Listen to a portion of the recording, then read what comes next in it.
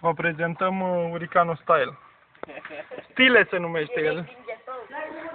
Este Hurricanul Stile, este cel mai mare meșter. Aici el muncește pe mămăligă cu zahăr. Cine vrea să-l ia la muncă, face muncă silnică.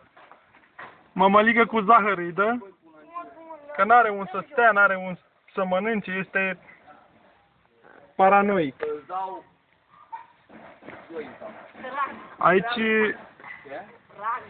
Aici este, cum să vă zic așa, exilarea lui. El a fost exilat de la o cameră la cealaltă și mutat. Prima oară a stat în această casă cu chirie, după aia proprietarii l-au mutat într-o cămăruță. I-au zidit ușa, bineînțeles, ca să nu mai aibă loc. Că el nu prea e bun de nimic așa, în general. Nu, nici l-am meșterit. E bun să le iei să sperie ciorile pe câmp. Pe post de sperietoare de ciori, este foarte bun.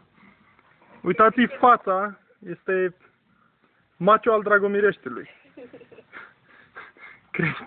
Crește puștoaice de 10-12 ani și la 14 ani de la alții.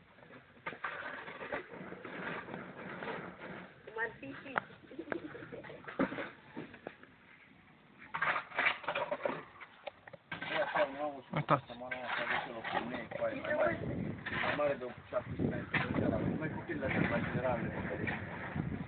Față. Vedeți-i față. Uitați-vă la fața lui.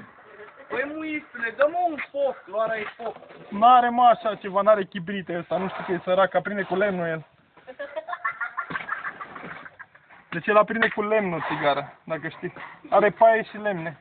Precă lemn.